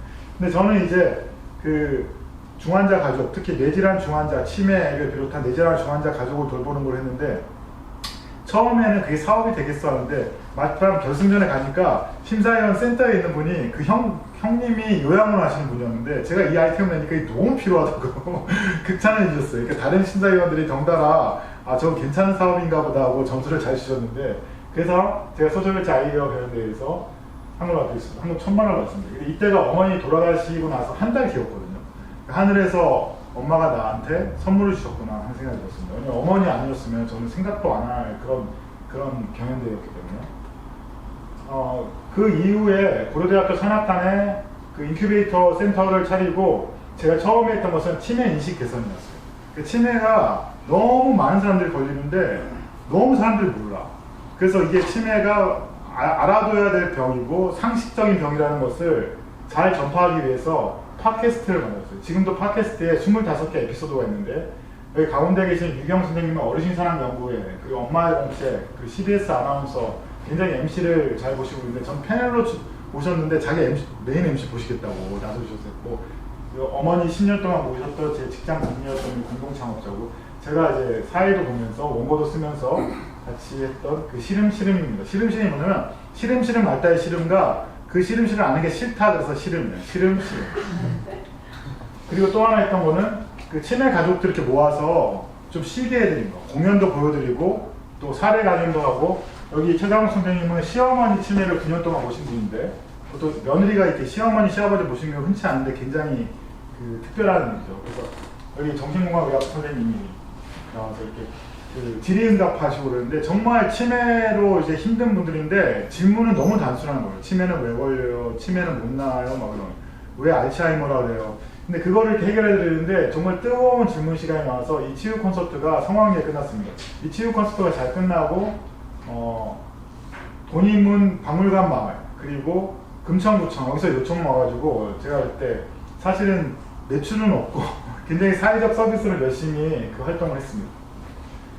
이걸 이제 쉬는 시간, 요 사진까지 하고 쉬는 시간 갈게요. 딱 지금 제가 3시까지 맞췄는데 그 처음에 그런 그 팟캐스트 방송 통해서 치매에 대해서 잘 알려드리고 그 치매 가족들과 함께 치유 콘서트 공연해드리고 하면서 처음에 했던 게 상담이에요. 상담.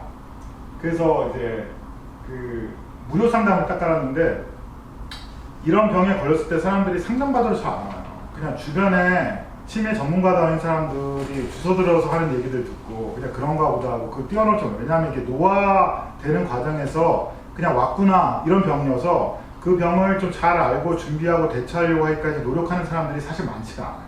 그리고 미리 준비하지도 않아요.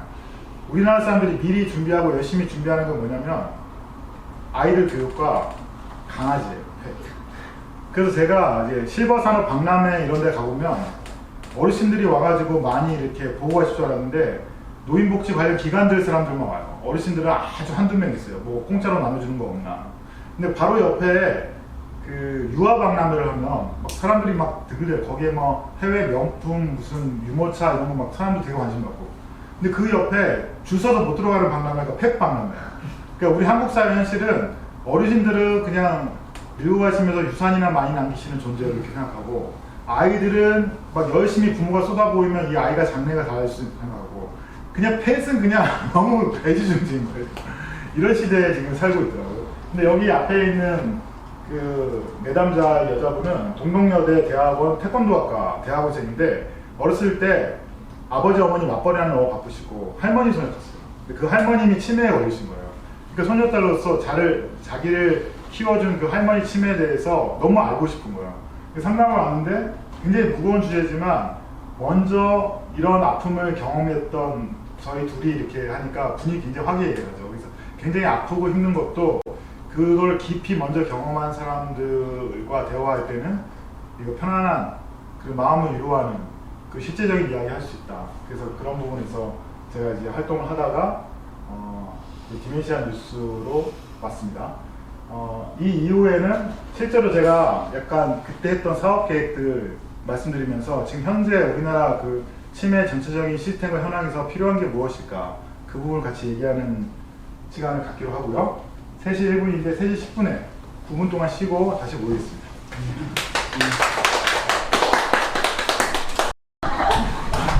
아까 앞부분 슬라이드가 하나 더 있더라고요. 작년에 20년 만에 오늘 아까 선물로 드린 20년 소품 썼는데 그때 제가 그 책을 쓸 만한 어떤 마음의 여유가 없었어요. 시간이 없는 게 아니라. 근데 여기 디멘시아 뉴스 도서관 출판사 전체적인 틀을 잡으신 옆에 광교신경과 원장님이 저한테 이제 바로 뉴스 팀에 들어와서 기자로 일하는 얘기보다는 우리 디멘시아 뉴스 안에 수기 칼럼 쓰는 부분인데 거기서 일주일에 한 편씩 칼럼을 좀 써보면 어떻겠냐 그래서 그 당시에 일주일에 한 편 칼럼을 내가 쓸 수 있을 것 같아서 썼거든요. 그게 30편 정도 썼는데 클릭 조회수가 굉장히 좋았어요.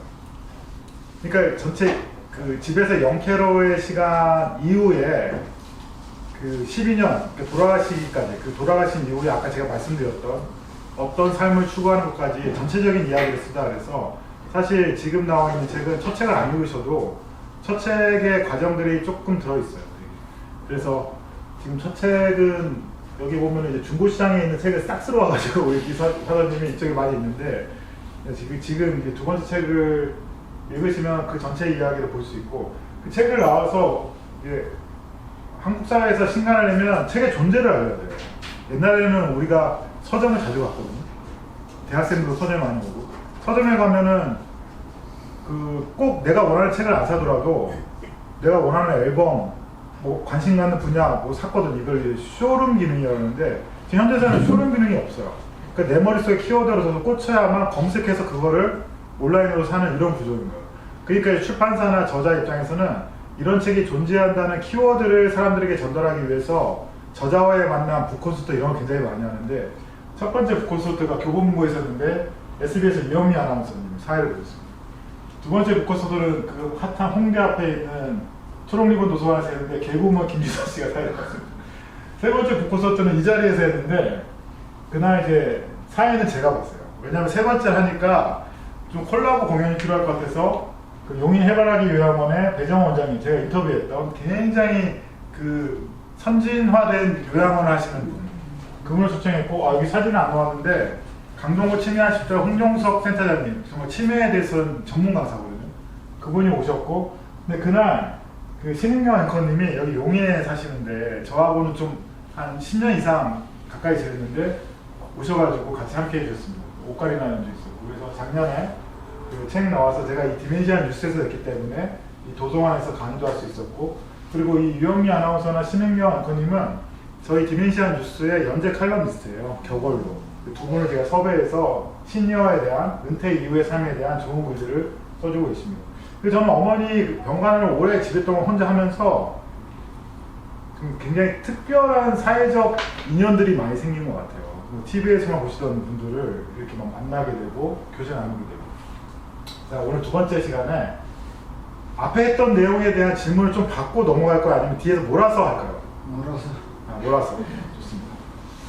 네.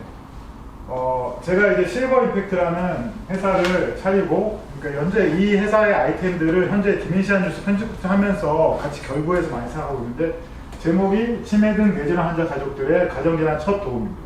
왜 가정재난 첫 도움이냐면 뒤에서 말씀드리겠지만 우리가 지진이 나면 지진 매뉴얼이 있어요. 홍수가 나면 홍수에 대해서, 불이 나면 불에 대해서 뭘 어떻게 될지. 근데 가족 안에 치매가 생겼는데 치매가 뭔지도 모르겠고 드디어 왔구나 우리 집에 어떡하지 그랬는데 매뉴얼이 없어요. 그래서 그 매뉴얼을 뭔가 잘 정리해서 전달하는 특별한 행사가 되겠다 그런 의지를 담은 거고요. 자 여기서부터 재밌는 내용입니다. 고령화 사회 있고 고령 사회 있고 초고령 사회가 있습니다. 우리 김옥 선생님은 잘 알겠지만 인구 65세 이상 이 기준은 사실은 전 세계가 표준화돼서 받은 게 아니라 일본에 있는 어떤 유명한 노인 학자님이 정했는데 이게 전 세계적으로 있어요.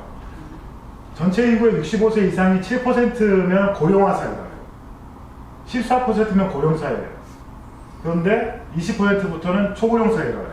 인구의 20%가 65세 이상이면 사회적으로 노후화했다는 뜻이죠. 근데 여기서 중요한 게 한국은 고령화 사회가 2000년에 시작했는데 14% 넘는 게 2017년. 초고령 사회는 작년이에요. 근데 문제는 뭐냐면 이 고령화 사회에서 초고령 사회까지 되는데 24년이 걸렸어요. 이 24년이 사회가 늙어가는 시간인데 전 세계적으로 제일 짧아요. 자 밑에 보면은 중국이 우리보다 조금 더 느리게 2002년에 해서 고령사회가 2022년, 초고령사회 2033년 예상이에요. 그럼 31년. 일본 같은 경우는 이미 1970년에 고령화 사회가 되어서 2006년 초고령 사회 때까지 36년이 걸렸어요. 근데 사실 유럽이나 미국은 이 과정이 100년 정도 걸려요. 되게. 1930, 40년에 고령화 사회로 들어와서 초고령 사회까지 되는데 거의 우리보다 초고령 사회는 예상되는 추정 연도가 더 뒤에 있죠. 이렇게 한국 사회가 빨리 늙어간다, 이건 뭘 얘기하냐면 준비할 기간이 너무 짧다. 그래서 외국에서 일본 같은 경우, 그리고 미국이나 영국 이런 나라에서 뭔가 초고령 사회에 대한 여러 가지 사회적 시스템을 준비하는 기간이 우리나라보다 더 충분한 거예요. 네. 더 심각한 거, 노인복지 문제. 노인복지 문제에서 1위에서 10위는 비슷해요. 스위스, 노르웨이, 스웨덴, 독일, 캐나다, 네덜란드, 아이슬란드, 일본, 미국, 뉴질랜드. 마지막 10위에 뉴질랜드가 들어왔다, 영국 들어왔다 그래요. 거의 비슷해요. 여기 일본이 들어가 있어. 근데 우리나라를 몇 위냐? 50위에요, 50위. 우리나라 위에 중국, 베트남, 필리핀, 헝가리가 있어요. 이 노인복지 수준의 변수는 뭐냐면 노인들의 연금, 노인들의 어떤 생활 자금, 노인들의 행복도 이런 걸 비교한 거예요. 너무 낮죠. 심각하게 낮습니다. 현재 우리나라에 노인 10명 중 1명이 거의 치매 환자인데 치매 유병률이라 해서 65세 이상 노인 인구들 중에 치매 환자의 숫자 9.1로 보면 10명 중에 1명이죠 거의.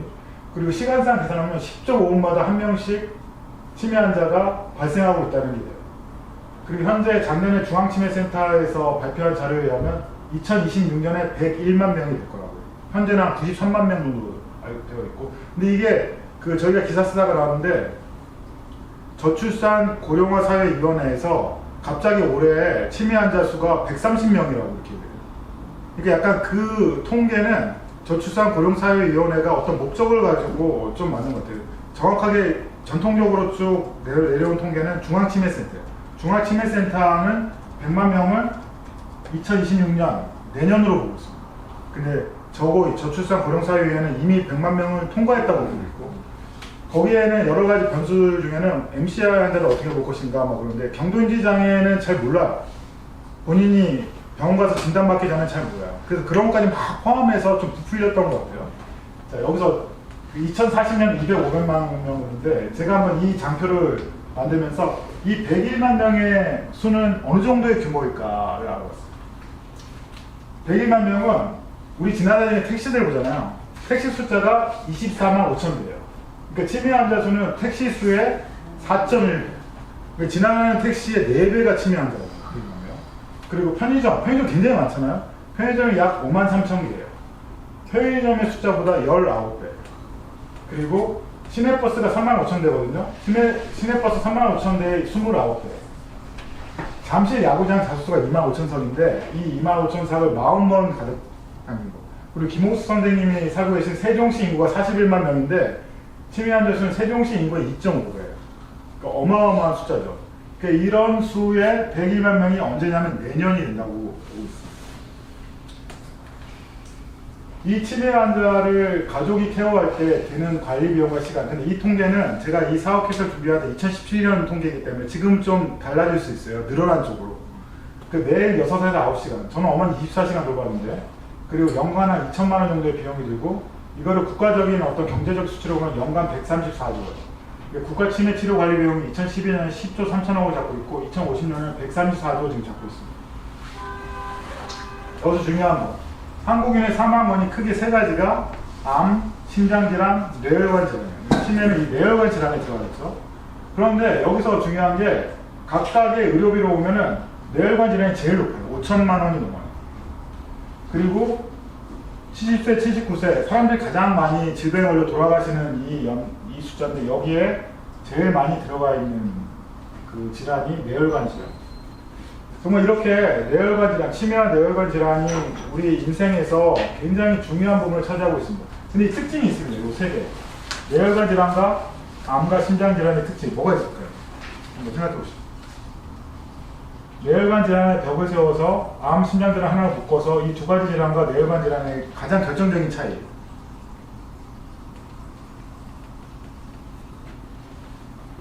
상상력을 발휘해보세요. 선물이 없어서 대답이 없나? 근본적인 치료제가 개발되지 않았어요. 암도 초기암부터 말기암까지 여러 약들이 있습니다. 그렇죠? 신장질환도 마찬가지예요. 당뇨도 마찬가지고. 근데 치매와 뇌일관 질환은 근본적인 치료제가 없습니다. 레카네맙이라는 치료제가 지금 전 세계적으로 막 보급 중인데 초기 치매 환자는 극히 일부 중에 병증을 6개월 정도 늦추는 효과밖에 없어요. 근데 그게 치료제라고 얘기하고 있어요. 사실 완화제죠. 그렇지만 거기다가 그 주사는 한 번 맞는데 100만 원이 넘어요. 그러니까 3,500만 원, 1년 반 정도에 3,500만 원 들었는데 그 3,500만 원 들어서 주사 맞으면서 부작용이 나타나는지 MRI 검사를 받아야 되면 5천만 원 이상 들거든요. 근데 자식이 그 5천만 원이 없어요. 맞힐까 안 맞힐까요? 이런 불안전이라는데 맞춰요. 막 부모님께 뭐라도 해드리고 싶은 그 효의 심령 때문에. 심지어는 강남에 있는 구리축만 맞힐 것 같은데 저 구리 쪽에 있는 병원의 신경과 선생님의 발표를 제가 들었는데 구리시에서는 지역 경제가 낮기 때문에 안 맞을 줄 알았는데 환자 가족들이 50명이 밀려있대요. 그러니까 이런 심각한 상황이에요. 아까 제가 말씀드렸죠. 비상시에 여러 매뉴얼이 있습니다. 지진, 태풍, 뭐 재난 대비 모의 훈련도 있고. 근데 뇌출혈이나 치매가 발생했을 때 가정재난에 대해서 알려주는 매뉴얼은 있을까요? 없을까요? 없습니다. 갑자기 저희 어머니처럼 의식 없이 쓰러졌어요. 갑자기 집에 치매 환자가 발생했어요. 이게 장기적으로 할까? 단기 안에 해결할 수 있을까? 또 의료비는 얼마나 들까? 가장 중요한 가족 중에 누가 돌볼 것인가? 개인 간병실이 있는 곳을 갈까? 공동 간병실이 있는 걸까? 간병인을 구해야 되나? 요양보호소를 구해야 되나? 뭐 노인 돌봄, 뭐 통합 돌봄 서비스라는 게 있는데 그게 뭐지? 본인 부담 상한제, 치매 안식 센터, 뭔지 몰라요. 치매 국가 책임제 이런 거는 있는데도 있는 줄도 몰라요. 치매 가족인데도 치매 국가 책임제를 모르시는 분들도 있어요. 근데 치매는 평상시에는 관심이 없고 발병 시에는 대처법을 모르는 특징이 있습니다. 미리 준비하는 분들이 없어요.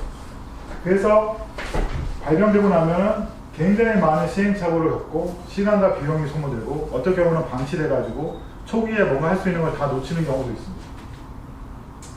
저는 그 하나의 사례인데 저는 이렇게 강의를 하고 다니면 예전 회사들부터 이렇게 연락이 와요. 한번 강의하고 나면 저희 어머님이 갑자기 쓰러져서 중환자실에 계세요. 어떻게 해야 되죠? 최대한 시간 내서 가서 같이 면회를 들어요. 면회를 들어가 표정을 보면 보이는 것들이 있어요. 저는 어머니 집에서 케어하면서 표정만 보면 변비로 힘든지 누워 계신 자세가 불편한지 열이 나는지 심지어는 기가 가려우신지 이 표정에서 다 느껴지거든요. 그래서 병원의 중환자실에 계시는 중증 환자에 대해서 의사 선생님들은 현재 병증만 얘기하지 이분이 어떤 상태이고 앞으로 어떻게 될 것인지는 얘기를 못 하세요. 같이 면회하다 보면은 그 가족이 갑자기 맞닥뜨려 굉장히 청천벽력 같은 고통에 대해서 제가 먼저 겪었기 때문에 처음에 꾸미기를 바라죠. 근데 이게 현실이라는 것을 이해시켜드리고 그 다음에 어떤 치료 단계가 있고 그리고 현재 3차 병원 이후에는 어떤 단계가 필요하고 적절한 보호자로서의 마인드는 어때야 되고 장기 요양보험제도, 장애인 등급 이렇게 말씀을 드립니다. 그러면은 정말 좀 관람해서 지옥에서 구원자를 만난 것처럼 좋아들 하세요. 그래서 제가 가정재난 119 돌봄 컨설팅이라는 걸 생각해 봤는데 이 돌봄 컨설팅을 좀 지금 말로 얘기하니까 치매 케어 매니저 같은 역할인 것 같아요. 일본의 케어 매니저. 그래서 그때 제가 생각했던 구상은 케어 매니저로서 현재 가정 환경, 정부 지원책, 그리고 민간에서 하는 돌봄 서비스를 최적화해서 정리해서 말씀드리는 것이죠. 그리고 간병용품도, 그리고 재활 방법, 그리고 정부 지원책 여러 가지.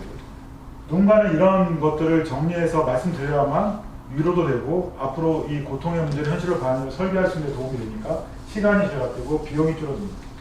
그리고 결정적으로는 이런 가족 안에 심각한 중환자가 생기면 가족 관계가 파괴가 돼요.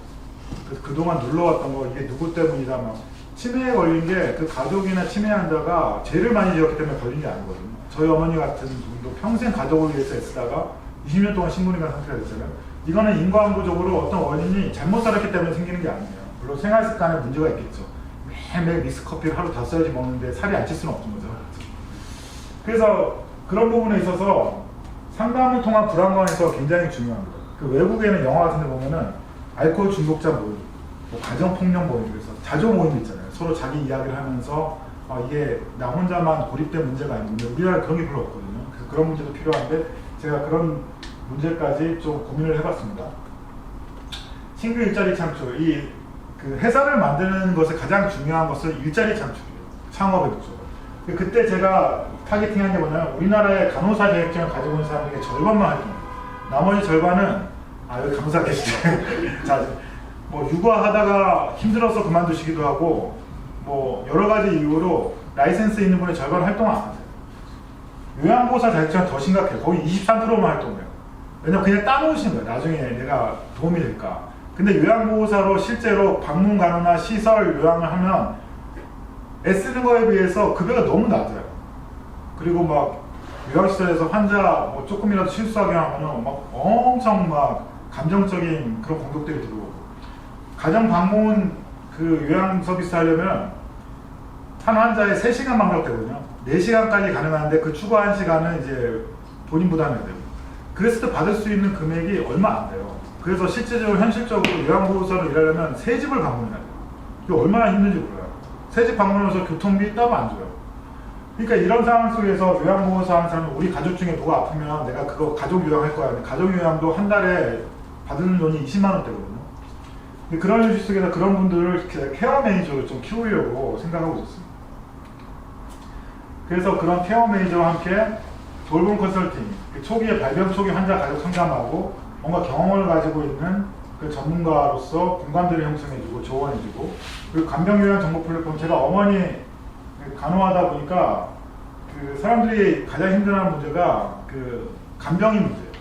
우리나라 그 간병인은 제가 처음에 종합병원에 가서 낮에 대학원 수업받고 야간에 간호 교대하고 했을 때 그 간병인이 그 당시 돈으로 한 달에 300만 원 이상이었거든요. 그러니까 낮에만 썼어요. 낮에만 쓰면 좀 비용을 줄일 수 있으니까.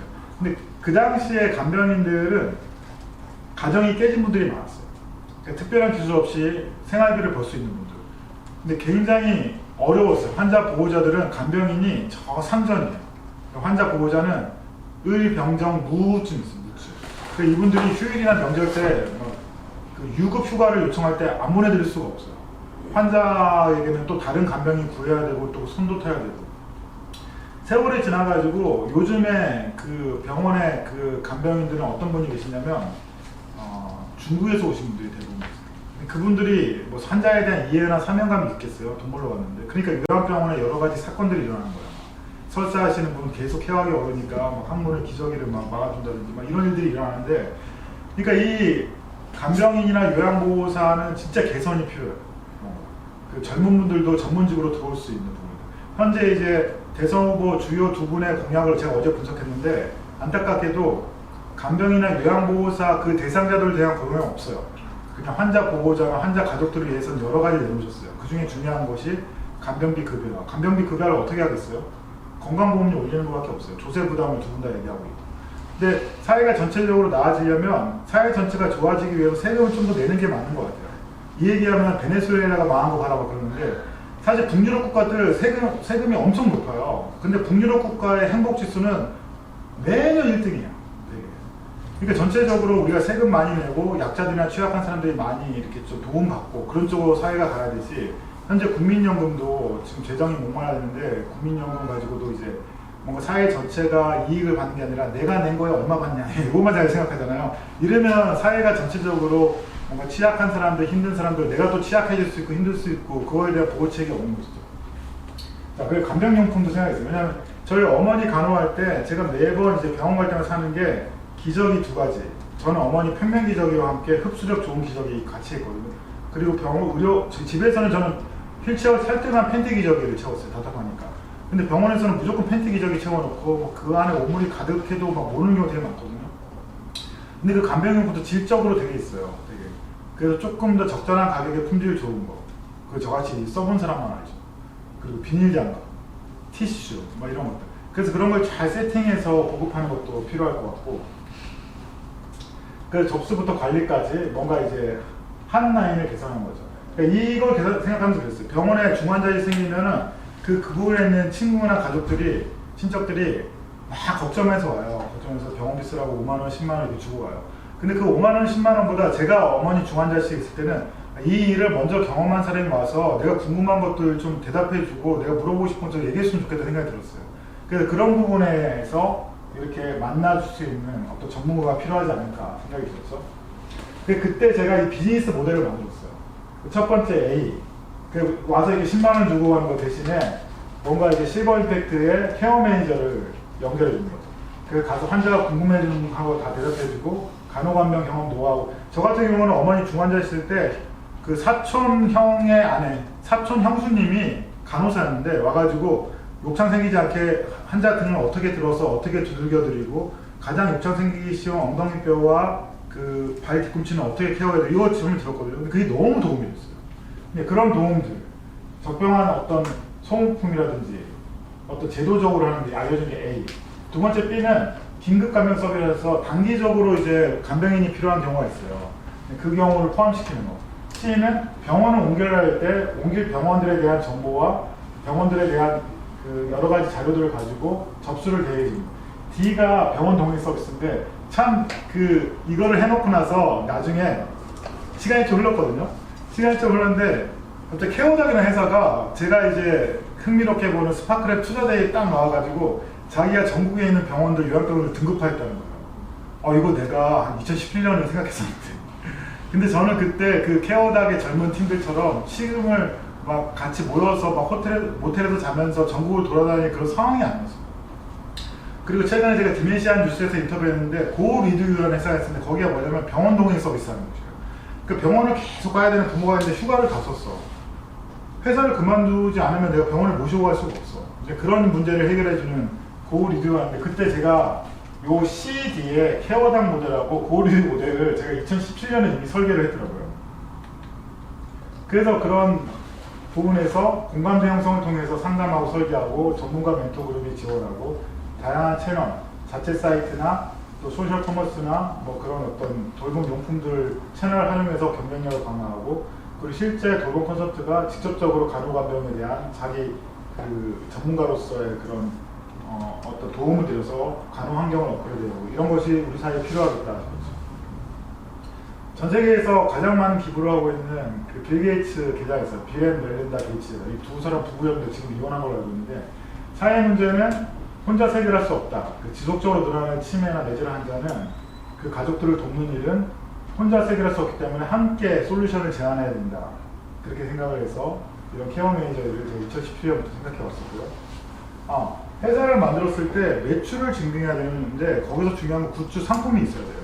그래서 2018년에 그 환자들 케어하다 보면 베개나 여러 가지 용품에 냄새 많이 나고 이제 약간 환자에게서 좀 여러 가지 균들로부터 보호될 수 있는 장치 같은 거 해서 이 그 멸균수를 제가 개발했거든요. 그 다음에 이제 코로나 터지고 하면서 일단 회사 전체적으로는 이제 이름만 남겨놓고 이제 좀 접었어요. 저는 이제 생계를 해야 되니까 이런 사회적 기업으로는 생계가 안 돼서 그냥 책 만들면서 강의하고 막 그러면서 갑자기 코로나 때 이게 터졌어요. 막 이것 좀 구할 수 없냐고 연락이 엄청 받은 거예요. 제가 그때 참고 회사를 계속 했으면 이 멸균수로 코로나 기간에 대박을 났을 텐데 저희는 되게 이렇게 좀 얌전한 그림을 냈지만 여기에 막 해골바가지 좀 시끄럽게 파는 회사들이 엄청 많더라고요. 뭔가 사업은 한 반부 앞서가야지 너무 앞서가면 너무 좋은 성공할 수 있는 회사인데도 안 되는 경우가 있어요. 그리고 그때 그 제가 처음에 그 뭔가 접점을 만들기 위해서 치매 가족들에게 저희가 치유 콘서트 열어드립니다 해가지고 기획했는데 라이너 생명이라는 보험회사가 같이 하자. 그래서 프로그램과 섭외 전체 영어는 제가 하고 그 라이너 생명 그 종강역 종로에 있는 그 큰 회사 빌딩 지하에 시그널을 빌려줬어요. 그 저기서 치매 가족들과 함께 치매 가족들이 궁금해하는 것, 또 힘든 것들 좀 해결해주는 콘서트를 기획했습니다. 그 콘서트 하면서 마디즈 펀딩에 300만 원 목표로 해서 우리가 이제 콘서트를 하니까 후원해달라. 후원해준 사람은 이제 무료 입장권을 드리겠다. 사실 무료인데 그래서 한테 사회까지 공헌하는 길로 해서 했는데 펀딩을 성공을 했습니다. 그래서 우리 사회에서는 요 영상은 공익 영상인데 아마 박우 선생님이 김호 선생님이 알 수 있는 건데 그러니까 어렸을 때 엄마가 지금 아기가 된 거예요. 그래서 2명의 기억을 살고 있는 우리 엄마를 위해 이거는 제가 제목을 이렇게 달았습니다. 처음에 펀딩 시작할 때 치매 가족을 위한 치유 콘서트를 열어야 했더니 아무도 펀딩을 안 한 거예요. 그래서 제목을 이렇게 바꿨거든요. 2명의 기억을 살고 있는 우리 엄마를 위해. 그때부터 막 펀딩하더라고요. 그래서 그때 84명이 펀딩해줘서 저 공연에 필요한 여러 가지 이제 경비들을 마련한 적이 있습니다. 예, 제 목표가 지금 40분까지 강의하고 20분간 질문 받으려고 했는데 지금 잘 마친 것 같고요. 뭐 관련해서 아무거나 질문하고 싶은 거 다 지금 받아들이겠습니다.